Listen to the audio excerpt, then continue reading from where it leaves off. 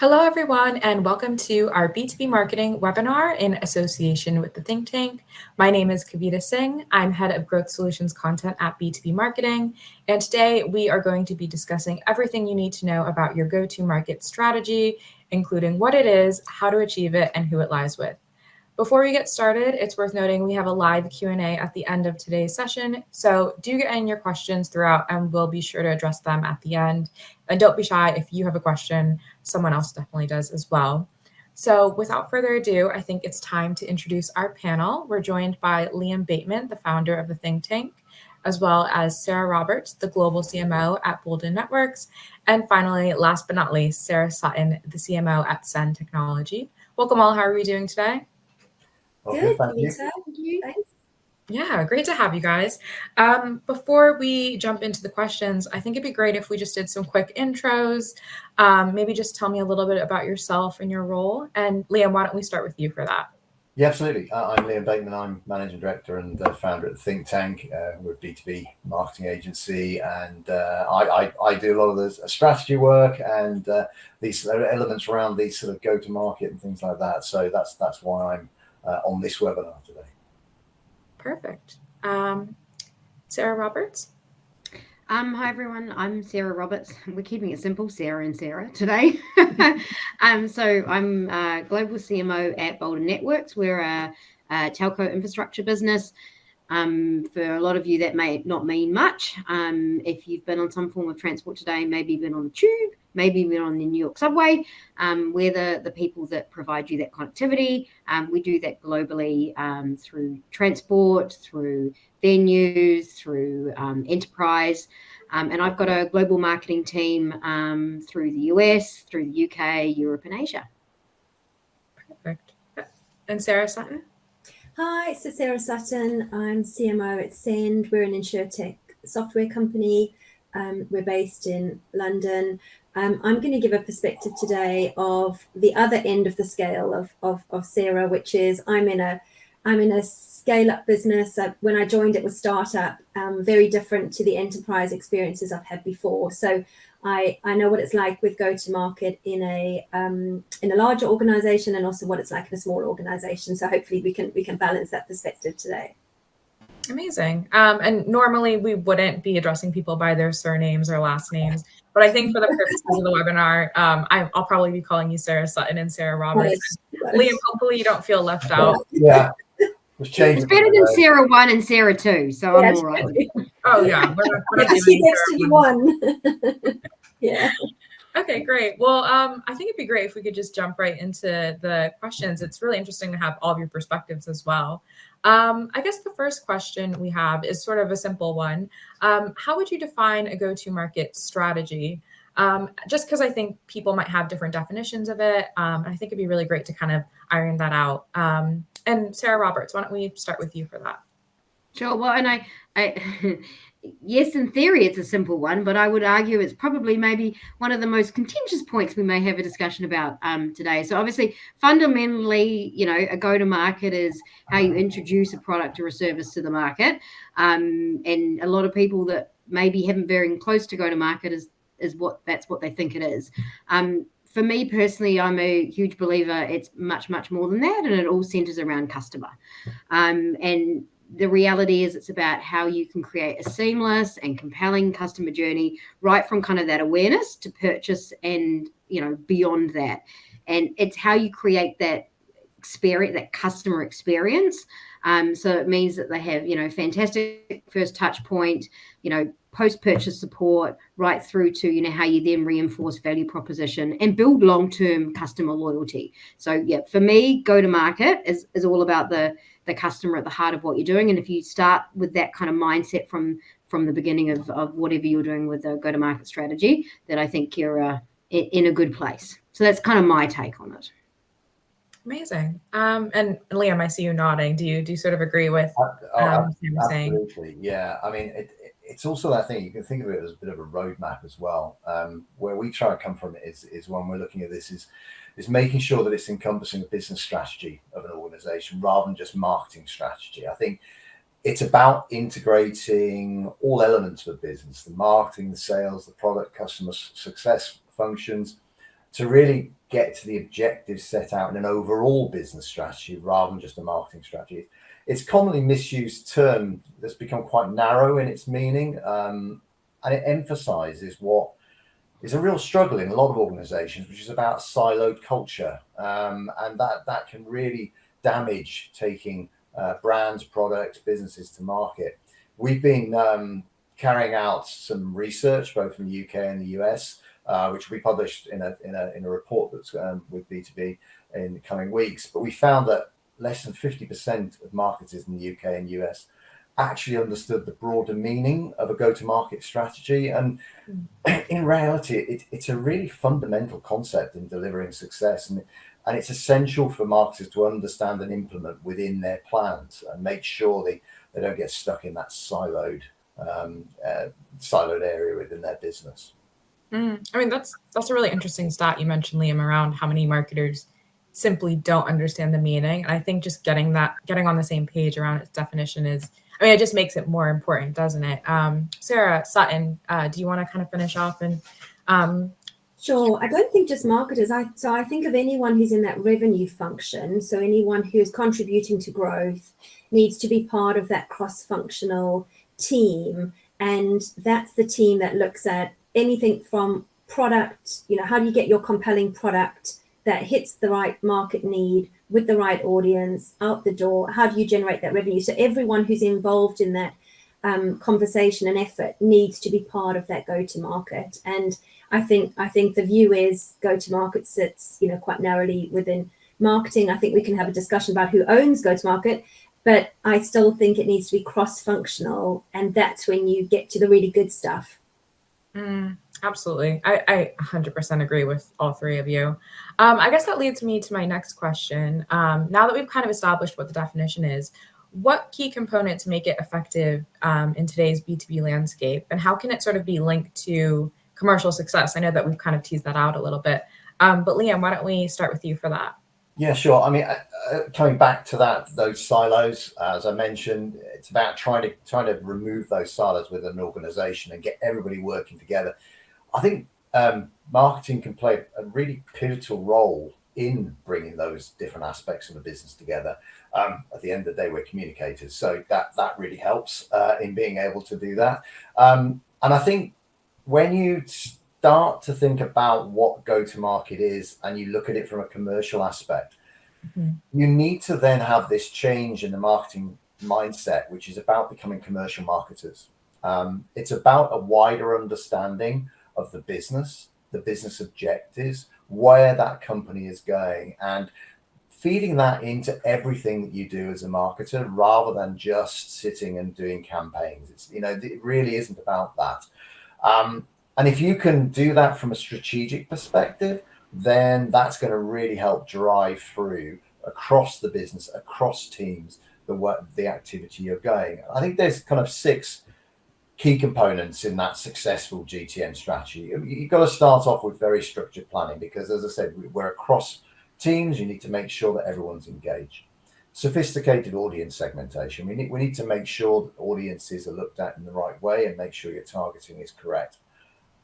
There needs to be a very strong integrated measurement framework because you're not just talking about marketing stats. You're talking about stats across the business, whether that's customer success, whether it's product set, whether it's sales. You need to think about how you're going to measure for each part of the business. Alongside that, a balanced channel strategy, because you're not just talking about marketing channels, you're talking about other channels within the business and other touch points your customers may have once you go to market. And very much as we've talked about is sales and marketing alignment. And what can help that is strategic technology integration, bringing that into the mix as well. So combining all of that can be quite a challenge, but if you get that commercial mindset, thinking about the wider picture, thinking about the business objectives and revisiting those continually as you build out your go-to-market strategy, you're going to deliver a really good strategy and break down those silos. And our research, again, coming back to that, just only 1 in 7 brands reported sort of high levels of alignment between their sales and marketing functions. And that became worse the larger the size of company that you were. So my view is that marketing can be absolutely pivotal in an organization to run this and make sure that this is a success. 100%, yeah. Sarah Sutton, do you agree with everything Liam's saying? Are you sort of on the same page? I do. I like the way you've set that out, Liam. That's really clear in terms of those 6 components. The key thing for me, I think, as well, is that it's this aligned commercial play. So we've talked about that a little bit around removing the silos. I have found that easier in a smaller organization than I did when I worked in an enterprise company. It just gets harder when there's more teams and they're more disparate and more spread out. But what we've tried to do at Send is we've tried to create this one revenue team mentality. So we've each got our own function, we've got our own KPIs, we've got the things that are important to the work we're doing, but the goal of what we're doing as a team remains the same, and that is all about pipeline growth and revenue growth. And sales will look at that through their lens, customer success through theirs, and marketing through ours. But it's very much about aligning on that. And I don't want to say that lightly, because I totally understand. I mean, your point, 1 in 7 is a really harsh stat, and there's another webinar right there, Kavita, on a topic of how we fix that. But I totally agree with when you get that alignment right at the beginning and all the way through. And I think, Liam, you hinted at the fact that it's dynamic and it's live, and it's not a one and done. It's something you continue with. We see a lot of success when we've been able to do that. 100%, yeah. And Sarah Roberts, do you have anything you wanted to add? No, I think I completely agree, and I think the point I just make is that I don't know, we're saying this like it's easy. And I don't like, it's very easy for us to talk on a panel, and we're going to talk a little bit more about pitfalls and things like that. But the reality is, we know that you can't have the silos, and we know that the kind of integration is really key. But I just want to say to everyone, that doesn't mean that it's easy. And I'm sure that Sarah, especially in all her lenses, is found it incredibly hard. So I guess we're talking in always best case scenarios is all I just want to say, because especially as the company size gets bigger, that kind of bringing everyone together piece is very tough. Yeah, definitely. I'm sure. I think it's easier said than done, especially in this case. Also, just to tease out a little bit, because I know we've mentioned a few stats, but we actually do have a report off the back of this webinar that will be released in June. So definitely stay tuned for that as well. Now that we've kind of talked a little bit about the definition and how to sort of apply it, obviously bearing in mind it's easier said than done. Just in your experience, because we've been talking a little bit about some of the teams, should the go-to-market strategy sort of be primarily driven by marketing, product, sales, or is it sort of a combination? And Sarah Roberts, I'd love to start with you for that one, if that's okay. Yeah, so obviously alluded to the importance of not having silos, and I think everyone can probably guess what I'm going to say, that it has to be a huge collaborative effort, and I think the reality is it always has to be in part driven by one team. If someone's not driving it forward and people aren't working together, then you're never going to manage to get any form of success. I think the key thing is to ensure that even if one team is driving it, everybody that needs to be part of it, so marketing and product and sales, are all on the bus together and all have weight in the decisions, all clearly understand roles, and are kind of really trying to drive to the same success.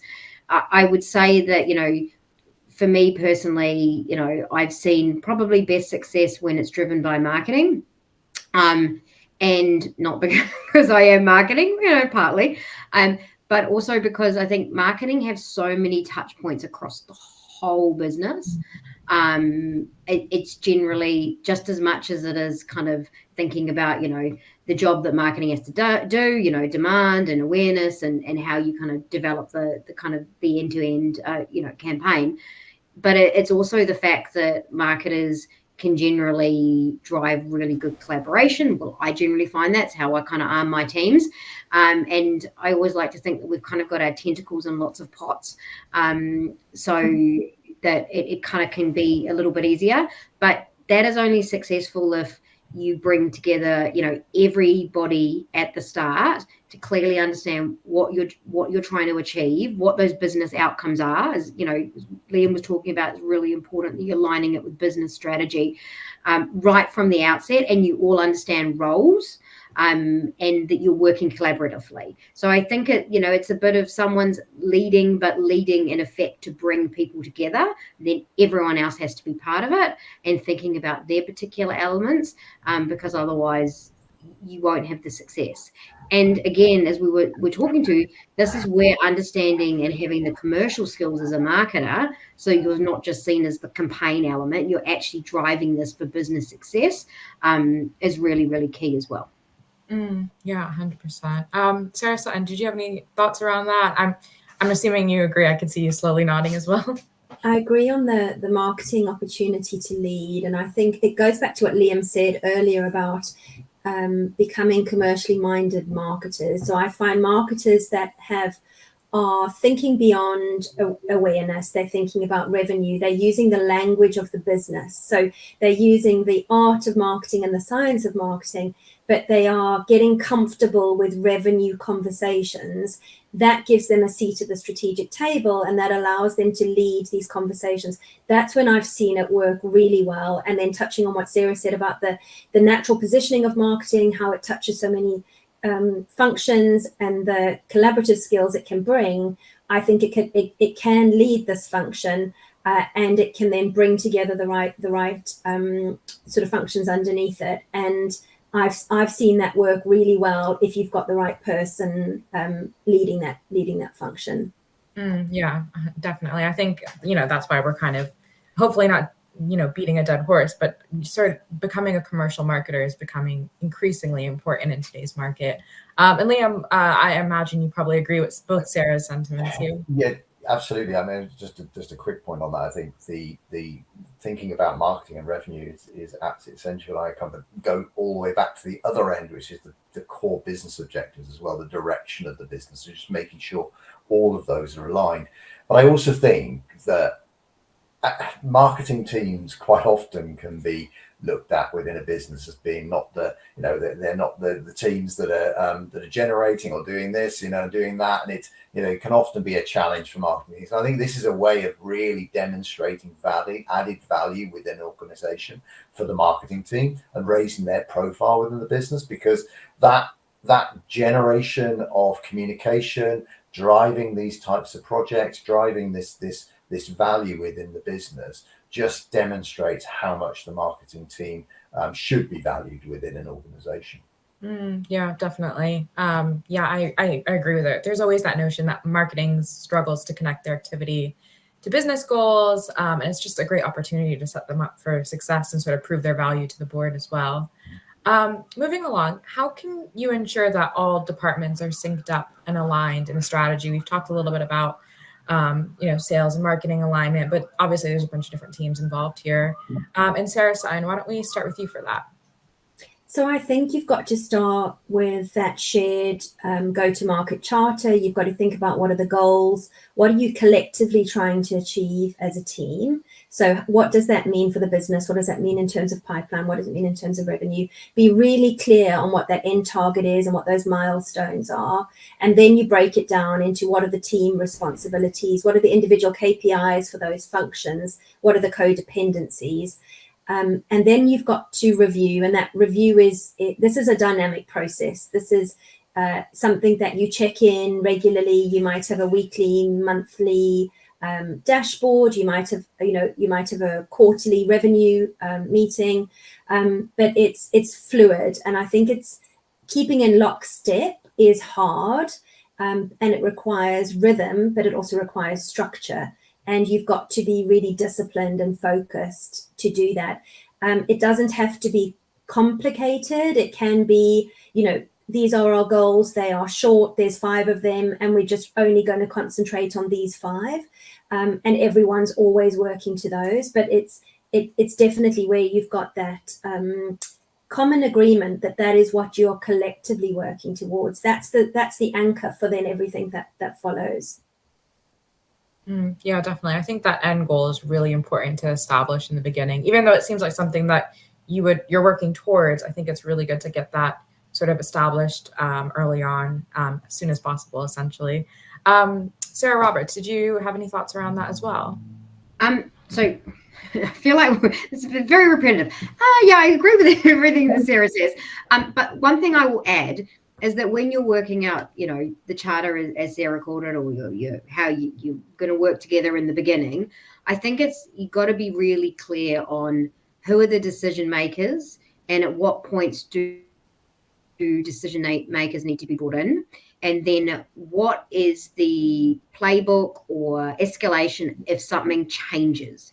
Because I think so often, you start out in the beginning and you have a grand plan and it's all mapped out, and then suddenly there's a delay or there's a pivot based on some of the data that's coming, and it's how you deal with those situations that will make or break how synced up you are. I always find at those pointy kind of moments, that's when the wheels can come off. And at the beginning, you all have the best intentions and you're all working together, and you haven't thought about how you're going to deal with some of those curly situations that come up. So I think it's thinking about those at the outset as well, and having kind of key roles mapped out so that someone doesn't get upset because they weren't involved in, a decision that they didn't need to be involved in, but they felt they should need to be involved in.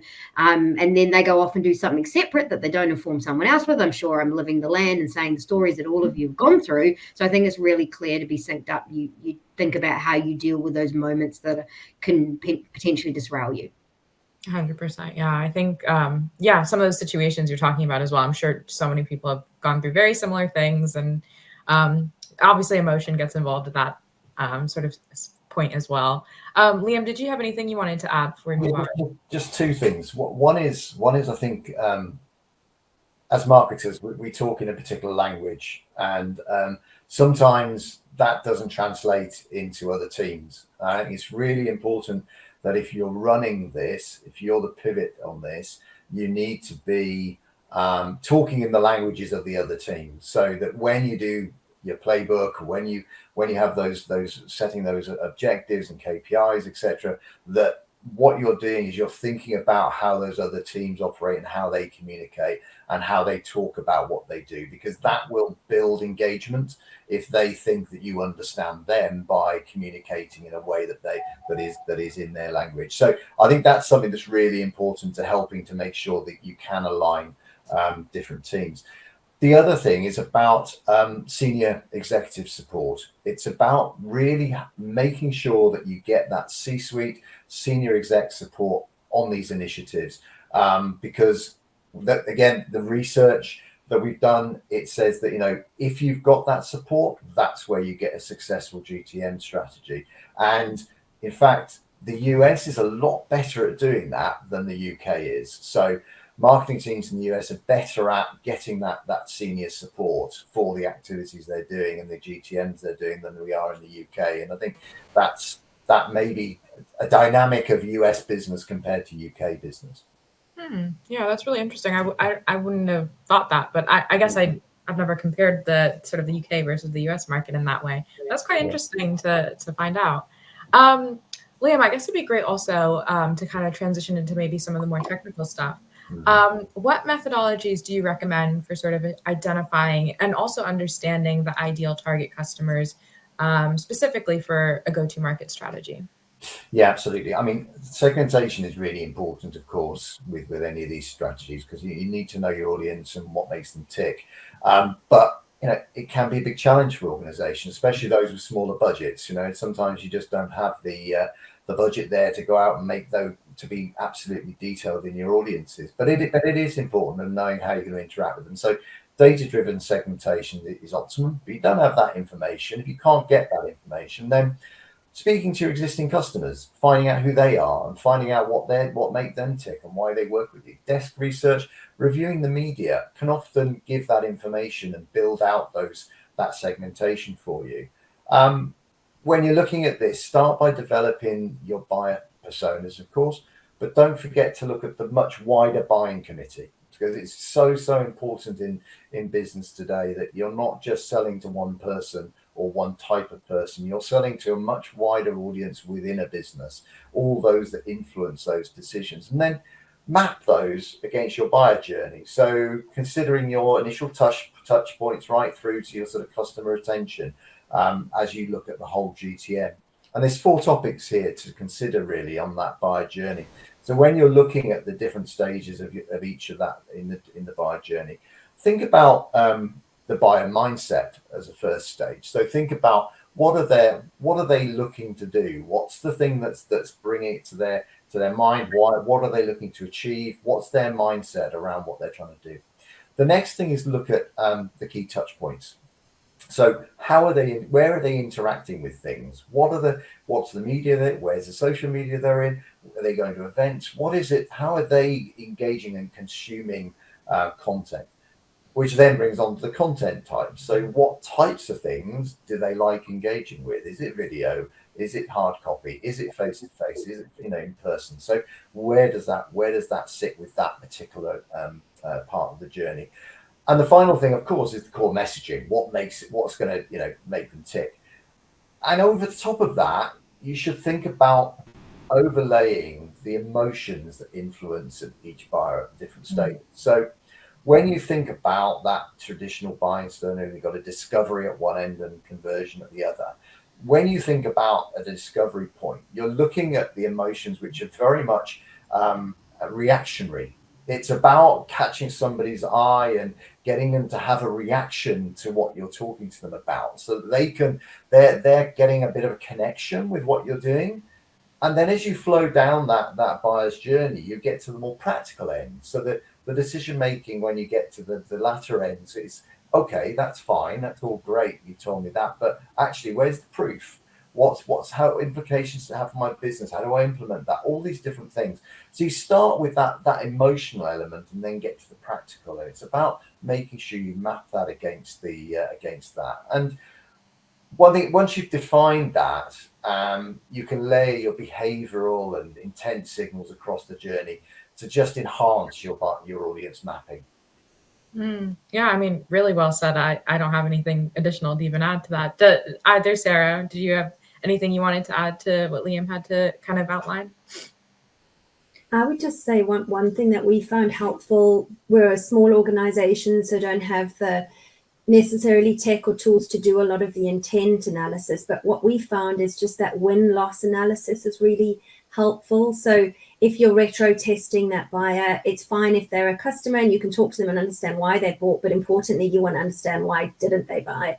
So digging into that just to kind of surface a lot of the I guess you want to validate, what you think are the right things and are you on the right track. That can be really helpful. Yeah, it's a great tip. And Sarah Roberts, did you have anything that you wanted to add? The only other thing I'd add, and I mean, Leanne touched on it, but I just kind of wanted to say that, from our perspective, from my perspective, I find that, the influencer piece can be just as important as the customer. And I think, it's really super important to delve into, who that customer is and what they are, but understanding that influencer sphere, especially when you're talking about enterprise, and really thinking about the motivations of both customer and influencer, and working out how they fit into your go-to-market is incredibly important.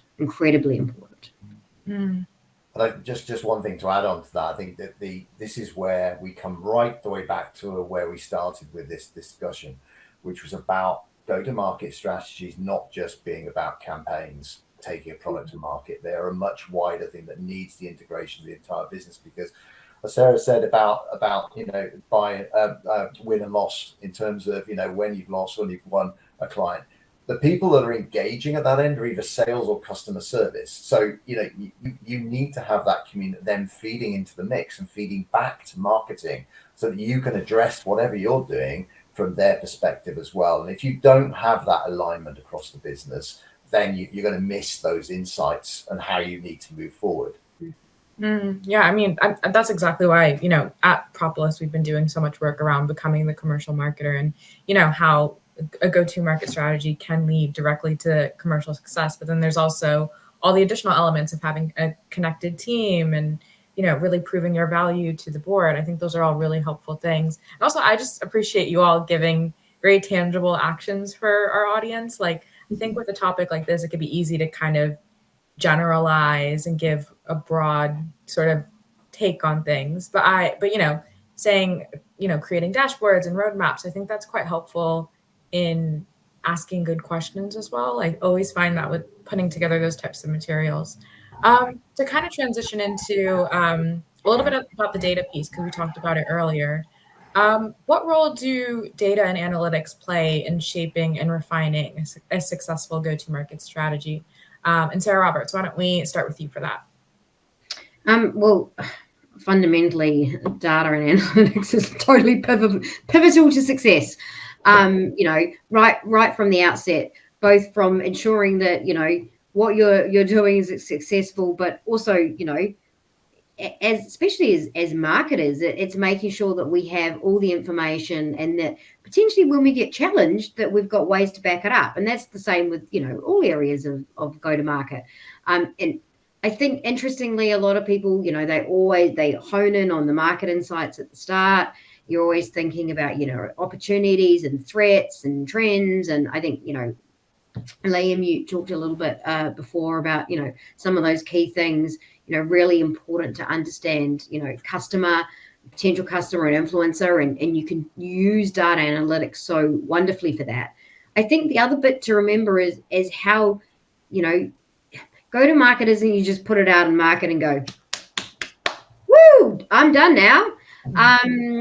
Like it's kind of end to end, and how you make sure, and that's why I was talking about, you know, it's about customer, it's about right from dot with that first experience right through the whole journey, and then their continual journey with you in the business, and future products and solutions as well. So I think data can be fantastic for that. You know, when you're thinking about performance tracking, you know, how you're you know, pivoting, changing, grabbing insights, you know, once you've taken something out, and thinking about how you kind of optimize the work that you're doing. And then, you know, longer term, you know, there's so many other ways that you can dig into, you know, the customer. And, you know, great example, Sarah, you were talking about win and loss, and, you know, a lot of businesses have NPS surveys. How can you bring that data through as well? So I think my main point around this is, I think a lot of people understand that you need data and how crucial it is. I think the thing that I wanted to kind of land was that you need data at all points, not just kind of up front, and it's how you can then kind of take it further and really ensure that growth and that revenue that you've committed to right at the front, and show that, you know, you are that commercially minded marketer. And I think, you know, excitingly at the moment, you know, with AI, you know, so much talk with AI about how it creates efficiency. I agree, but it is fantastic from that perspective, but it's about insights as well. And we can get so much more insights and so much more data, and it can analyze the data. It's faster, so it's efficiency, but it will potentially see things that maybe you wouldn't have seen. So I think, you know, as marketers, it's really important that we kind of embrace it, learn as another tool that we need to learn, but really important that we do understand how AI can help kind of data analytics throughout this kind of whole journey as well. And I mean, it's exciting. I don't have the answers. I feel like I'm really just scratching the surface of AI, but I do think it will mean that we have even more powerful information to help really kind of build and develop, and then continually improve on go-to-market strategy. Yeah, definitely. I agree with you as well. I think that AI piece is super crucial to kind of consider and keep in mind. Sarah Sutton, did you have anything that you wanted to add around sort of that data piece? Yeah, just as I was listening to Sarah speaking, and it's so true about the amount of data that we've got, more data than we've ever had available, and we've got to grapple with it and make sense of it, and it's surfacing incredible things. But I think, don't forget, there's an art and a science to marketing. So there's an instinct that we've all built up in our years of experience, and the data will tell us so much, and it will be illuminating. and then there's an instinct, and I think we all need to go back and trust. We've all got great instincts around things that we know that work and don't work, and don't forget that as you analyze the data, which is valid and important. Just don't forget the instinct piece as well. Yeah, I completely agree, and I look back on what you're just saying there, Sarah, and think about 5-10 years ago going to a B2B event and it was all about big data. And now you look back and you go, we were not even thinking of it. That was nothing compared to what we've got now. It really was a different thing. Like, one of the things that I really look to this in terms of data is about it being very cyclical within an organization. This whole go-to-market strategy starts off with business objectives. And as it feeds through the circle of going through product to marketing to sales to customer service, the data points that are coming through from that eventually get to the point of the customer, and the customer then feeds straight back to business objectives again. And it's about that cycle of making sure that there is a continual data feed all the way through that defines the direction of business. Coming back to that commercial element, it's about saying, okay, we're going in this direction. Is it right? Is that the right thing this business is? Do we need an enhancement to a product or service? What is it that we need to do? And that go-to-market should be cyclical. It should feed back in and help business in the direction it needs to go in. Yeah, that's a really good way to put it. You're all giving very good answers, by the way. But that actually, I think, interestingly enough, we've been talking about all the things that people should be doing. But maybe we could talk about some common pitfalls that organizations encounter when developing or activating their go-to-market strategies, and also maybe a little bit about how they can be avoided. And, Sarah, to your point, it's obviously very easier said than done. But yeah, for sure. I don't know who'd want to maybe kick off with that one. I can. It's all good. Yeah, So yeah, a lot easier said than done. And actually, I liked other Sarah's comment about the art and science. And I spoke a lot about the data, and I think the data is incredibly important. But I think as much as is trusting your instinct as a marketer, it's actually talking to a customer. So like a lot of businesses will rely too heavily on the data, and we forget that actually you should probably also be prioritizing customer feedback. Data gives you so much information. You'll, whether you like it or not, we then analyze it and it tells us something. But, sometimes, customers don't tell us the information quite as they think that, as they don't tell us information because they, don't want to seem as mean as we expected or different like that. So sometimes you actually just got to go talk to them. So I think, we've said a lot about data, but I would say not talking to the customer can be a real pitfall. So try wherever you can to remember there's real people involved in this and prioritize that. And then kind of maybe a little bit against that, but something it's a pitfall to think about is that as marketers, I think it's really important that you go speak to the customer, and the pitfall could be just relying, and I've seen this time and time again, salespeople, well, I deal with the customer all the time. I know them really well. They've said this, their needs are this. This is what I've seen with other customers. And marketers not relying on the data because they're relying on sales. So maybe I've counteracted what I'm saying, but I guess I'm just saying, you need a bit of, exactly as Sarah was saying, you need a bit of the art and a bit of the science. And, remember the human aspect in it. But also remember you can challenge views that you hear along the way. So I think, a couple of kind of key pitfalls I've seen along the way. Yeah, no, I think that definitely makes sense. I think on both points that you said, there's a little bit of an assumption that you have. I think with sort of the AI sort of technology piece, you might see data and be like, oh, this is a wealth of information and take it for what it is, versus, a conversation can be just as valuable. But again, you also kind of have to have that balance. So yeah, no, I definitely agree with that. Did anyone else have any sort of pitfalls that they wanted to bring up? Yeah, I think one thing is about everything changes when everything changes, and these strategies have to have agility built into them. We all know what's going on with tariffs and things like that. Markets change, and the insights that we get from that data will help inform us, but also we have to have a wider viewpoint in terms of what's going on out there and be able to react. There needs flexibility. If you don't have that within your strategies, then you're just gonna keep going down the same route and sticking to a plan. You need to have process in place that allows you to pivot, and you need to be able to pivot quickly when things change. So there's a balancing act between having the right insights, the right measurement tools and insights, then to be able to actually make that change when it happens. We looked at that again in the research, and measuring impact is constantly cited as a universal challenge. It is a difficult thing to measure. So trying to think of that from the outset, and how each of those teams within the business need to see that impact, how they can visibly see it externally, and feed that back into the mix so that you're quickly able to adapt when something's not going quite right. So yeah, that agility is absolutely important in this because everything changes.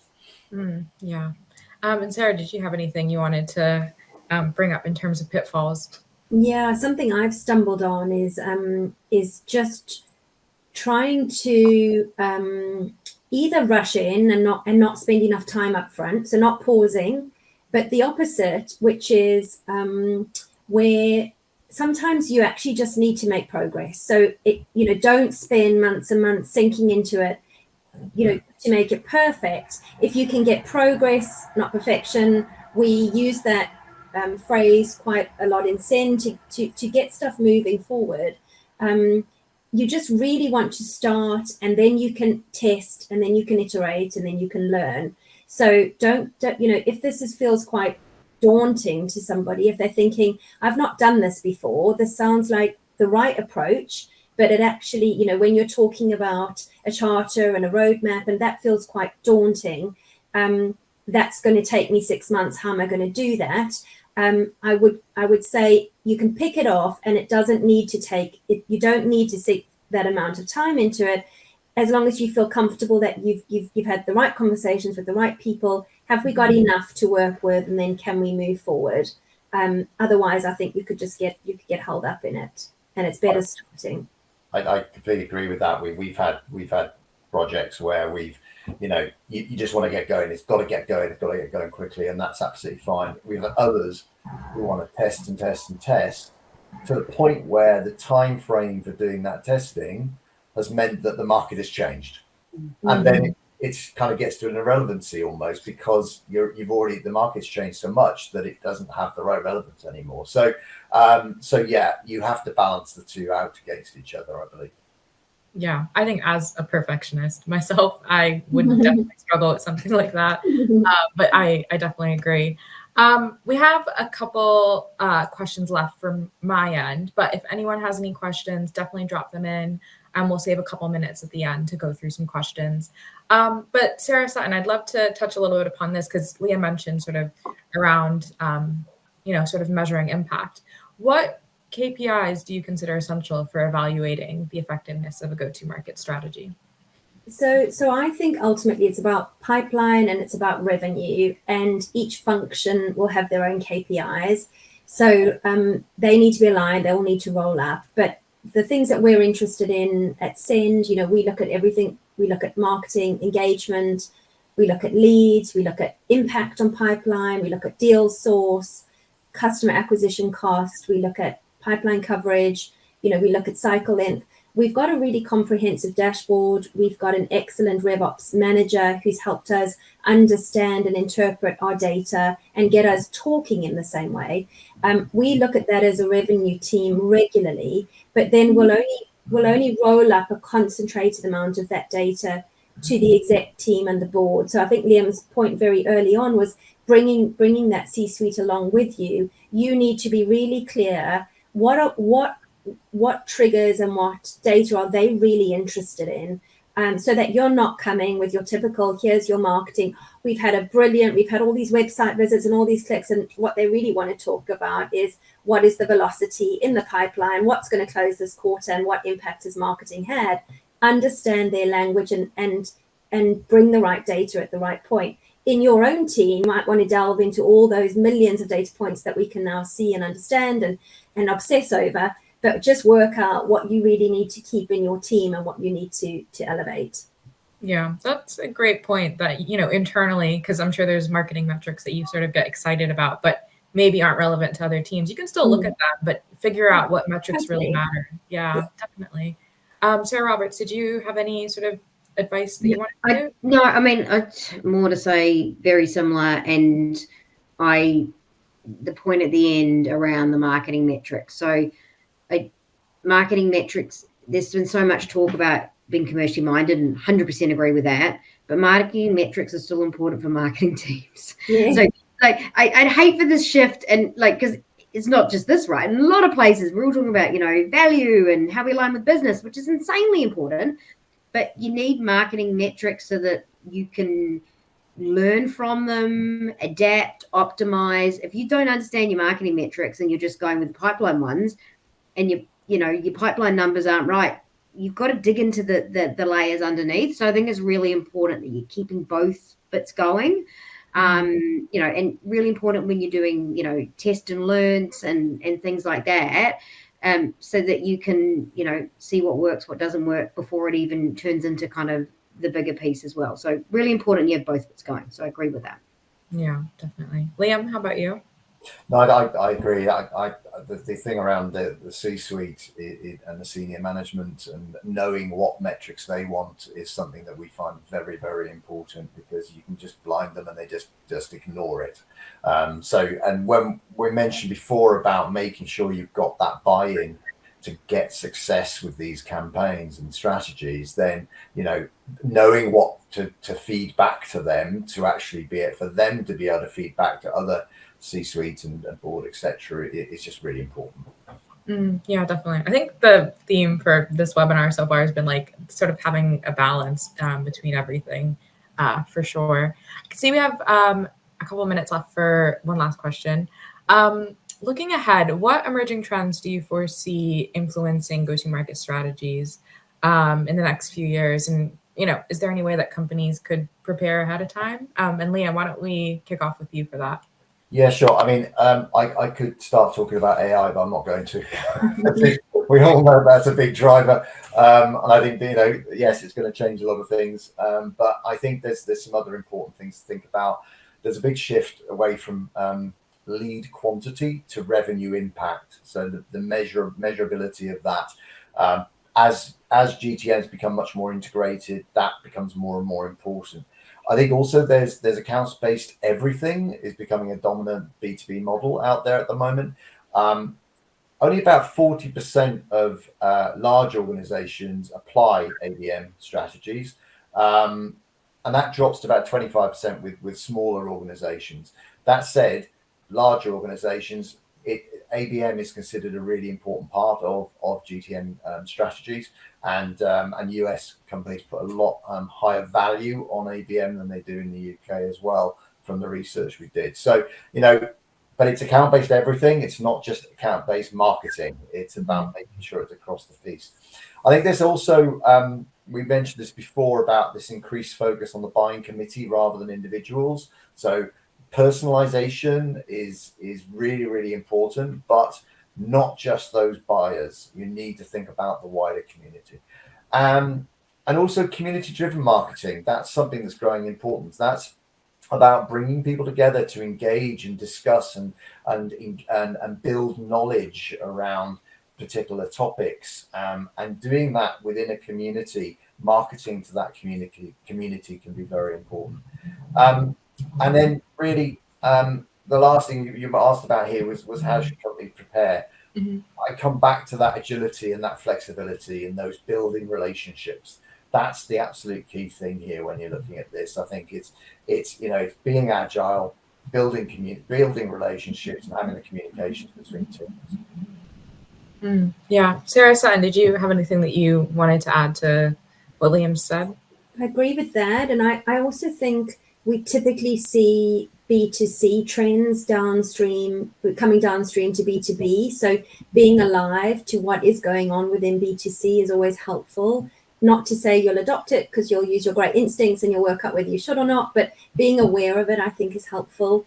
We as buyers are changing as individuals, the way that we want to be sold to and the way that we want to consume information, the way that we want to have everything available immediately when we want it available. We've got to be thinking very much in the mind of that individual and what they need from a personal perspective. I know we're selling, B2B in our company. That's typically quite large enterprise sales, but we're still selling to people. So I'd love to see that the emotional storytelling still remains a big part of what we're going to be doing and carrying on.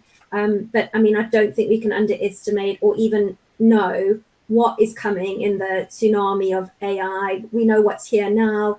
We don't know what's coming in 6 months or a year. It's very hard to even predict. But I think just being alive and ready and curious, just being curious to what is this? What could I do with it? How are others using it? Just keeping that very open mindset, I think can help keep you ahead. And Sarah Roberts? Well, I'm a humongous believer in curiosity to bridge from one piece to another. And like a couple of things that I wanted to add. So one, we've talked a lot about all the things we need to do, and we've talked about commercially minded marketers, but I think also to survive in the insanely rapid pace that is every industry, and especially marketing, having diversity in teams, arming them with the tools. I mean, you hear about AI and then people talk about the AI that's going to be used, not how you train somebody to use the AI. Like the whole kind of development and human aspect of arming everybody. I mean, AI is an example, right? Because I can't answer the question without saying AI for the future. But it's the training side of it, and curiosity. So for me, the big ones when I'm hiring marketers and when I'm thinking about, where the world's going and I don't know where it's going, I always think about diversity and curiosity, because if you're eager to learn, eager to grow, you will evolve into whatever your roles are. So as a marketer, I'm always thinking about how do I arm my team and set up the business for success. And the other bit for me is the human aspect. I truly believe that telling a story, like I'm a big believer in, I always say B2H. We don't B2B marketing, we do B2H. As a human, there's always this human making a decision at the other end. At the moment, anyway, there's a human there. The computer may analyze some of the information, but there's a person at the other end, and they'll have personal motivations, and it's important that you're marketing, to them. I think alongside that is, the more technology grows and is part of our lives, I think there's still going to be an inherent need for human connection. So I think when you're thinking about your go-to-market, and you're talking about community marketing and things like that, I think ways to bring people together so that people feel connected, belonging and trust is a human need. And I think that regardless of what happens in the world, I think that will be inherent. So remembering that as we're bombarded with technology and AI and everything that's going, that, if you think about your go-to-market, it's how you're using everything to be able to kind of drive in those pieces. So that's what I'd like to add. Amazing, great. And I can see we don't have any questions quite yet. It's funny because I was jotting down a couple questions, and throughout the session, you all just started answering them. So you kind of check them off. But I guess we can end with a question around, if there was one takeaway that someone had to leave with from today's webinar, what would it be? And I'll pick on you, Liam, so the other two Sarahs can have a minute to think about it. Thank you. I'm going to come back to commercialism. I'm a massive believer in being commercial in terms of marketing. The think tank's been going for 32 years, and I've always focused on being a commercial agency as well as a marketing agency, so that we always think around the topic, think around the impact on the business, what the strategy is of the business, and what impact that's going to have from a commercial perspective, not just a marketing perspective. And that's where I think the marketers can really win out within organizations, is having that mindset. That's the key thing here, is making sure that you understand your business, understand its objectives, and understand the direction it's going in from senior management, so that you can focus everything you're doing to achieve those objectives. Yeah, definitely. Sarah Sutton? So I was also going to say that. So now I'll have to say. Oh my God, I'm going to get like a real bad deal at the end, aren't I?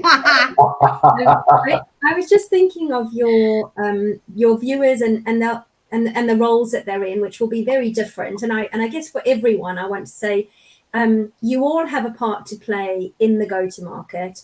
Work out what that is, and if you don't have a defined go-to-market in your business, work out how you can start having those conversations. So go back into your teams, go back and talk to your colleagues and say, where do we think we should start with this? How far along are we? What are we missing?